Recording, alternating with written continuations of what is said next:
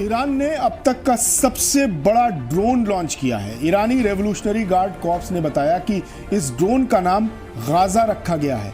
IRGC की air force ने एक बड़ी हथियार ड्रिल के दौरान इस ड्रोन को दुनिया के सामने पेश किया।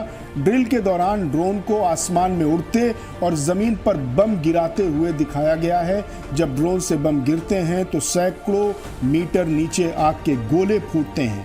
आईआरजीसी के मुताबिक गाजा ड्रोन 35 घंटे तक बिना रुके घूम सकता है और 350 किलोमीटर पर आवर की रफ्तार से उड़ सकता है। ये कम से कम 500 किलो का पेलोड ले जा सकता है। इसमें 13 खतरनाक बम रखे जा सकते हैं। ये ड्रोन 1000 किलोमीटर की दूरी तक दुश्मन पर निशाना बना सकता है।